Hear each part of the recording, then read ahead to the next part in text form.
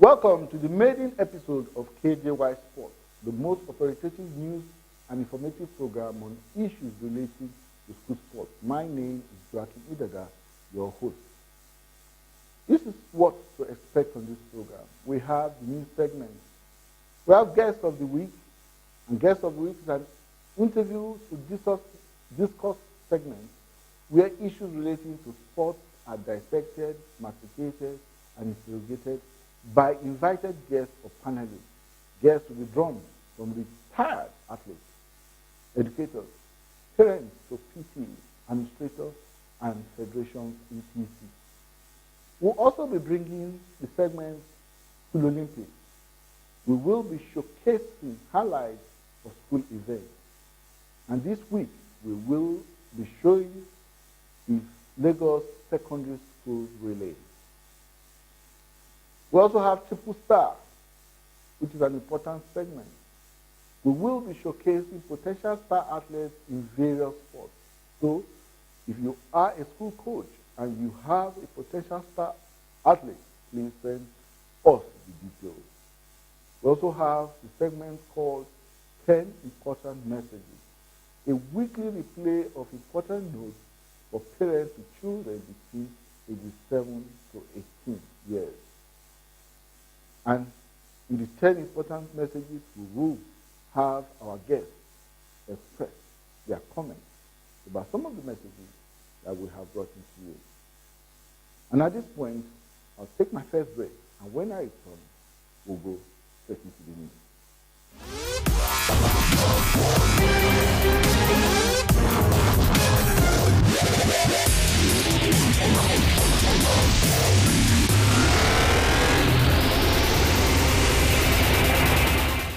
Welcome back. Here is the news for this week. We will start at the tertiary level news. University of Port Harcourt emerged winners of the just concluded Nigerian University Games Nugan, which held at the Federal University of Agriculture, Makurdi, Benue State, from April 23 to 29.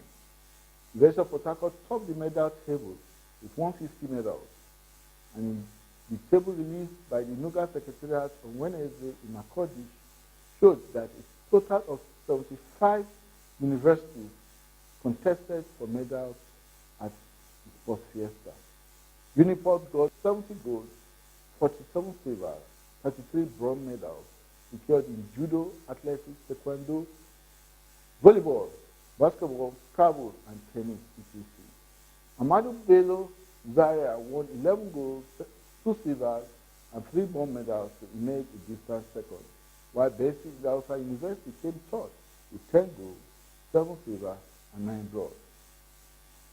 University of Lagos with 20 medals made up of 9 gold, 4 silver, and 7 bronze took 4th position, while University of Benin was 5th, and the host institution took the 11th position with 2 gold, 10 silver, and 12 bronze medals.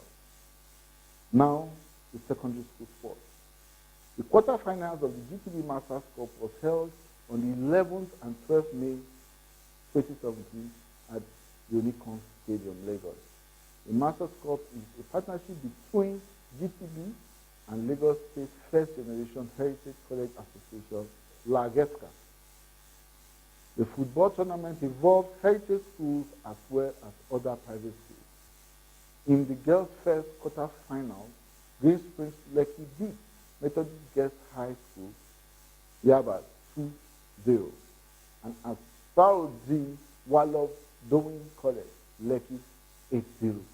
While in the boys' category, the match between Green Springs School, Lekki, and Eko High School ended 1-1 at the final blow of the referee's whistle, and the match proceeded into penalty.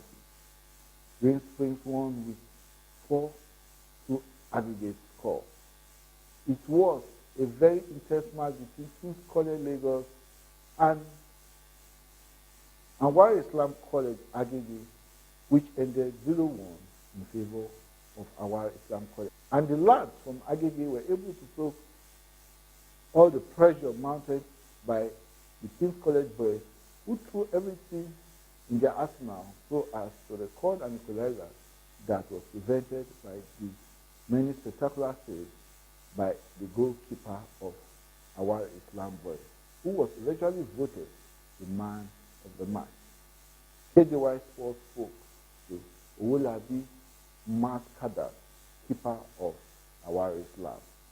You are the MVP of this game, and you are the goalkeeper. How does it feel for you? I'm very happy because I don't even know what to say.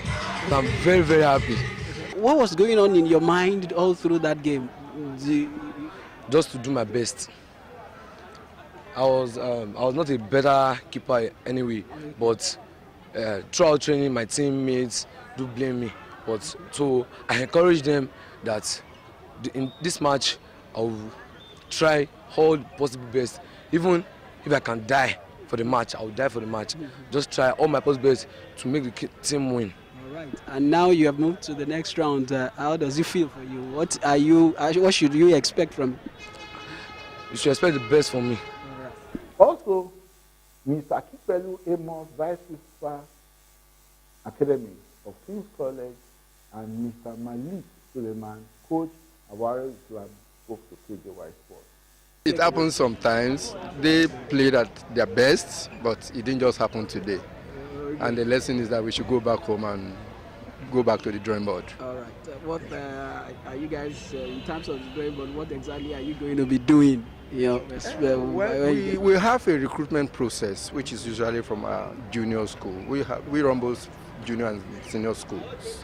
So we usually look for the players from the junior school. If you look at the boy that captained the team today, he started from DSS 2. He's been following the team, and even last year, he was about the best player of our team. We have this international game we play with Ghana. That's Achimota School, Ghana. He was there last year and he excelled. King's College is not the first team that used to play with. We used to play with each other. First time we used to win them. I know that they are prepared for us to come and win us. And when the two iron meet together, one must press to each other. That's why we overcome them. Your next game now, what are the plans? No, the first half we lose the goals, and we have to correct that goals. We have to correct that mistake now for in case of what next match, which is semi-final. And the team will not repeat itself again. The Lagos State Secondary School Relay and inter-school event organized to celebrate Lagos at 50 came to an end with an epic closing ceremony at Testing Balogun Stadium. KJY Sports was there to witness the event.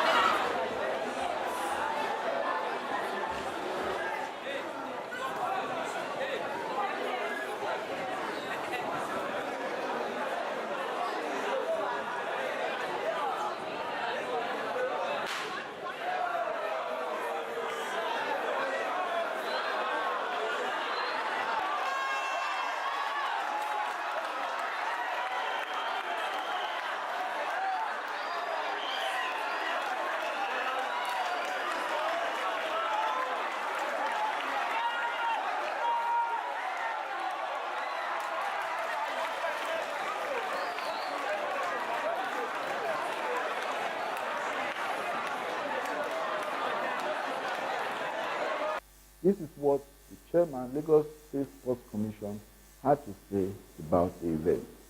Seems to have just come out of the blues. What is it about? No, it's something we've been working on over the last couple of months.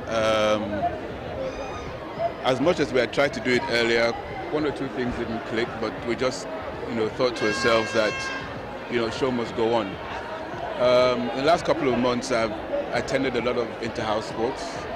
And I remember back in the days, the highlight of every inter-house sports was the invitational relays. I've seen a lot of relays, and I was amazed at the talent that we have in secondary schools. And I thought to myself, apart from the fact that, we need to harness this talent, we also need to create an avenue where we make sports exciting for the children. We also make it exciting for, the fans, and all that, and then creating different kind of opportunities to keep children in sports. Now, if we just did a track and field championships, probably one or two won't have the opportunity to run. Then you also have the case of not many people liking probably the longer distances and all that. But in relays, everyone loves relays. It's always exciting, it's always explosive. And we just thought, we should do a couple of things like this twice, 3 times a year. Because what it also does, gives the children something to look forward to, especially the ones who are going to become athletes, keeps them fit, keeps them in check. We can monitor them regularly. We don't have that many competitions, but competitions like this, you can quickly organize them, even though this is the first one, but of course it sets a template, a foundation for future ones. We now know what we should be doing better and things like that. So that was the whole point. Keep them active. We have, like I said, a lot of talent. We needed to see all this so that we're in a position to harness. We've got a database, and then we can start from that database. We know the future athletes, Lagos State, and start programs with these young ones. How often are we going to see this? For the relays, I think we should be able to have a minimum of 2 per session, and that's aside other track and field events that would involve the school children. So the relays, minimum of 2 a year. So we will do another one before the end of the year. We take a break here, and when we return, we will go straight into the guest of the week.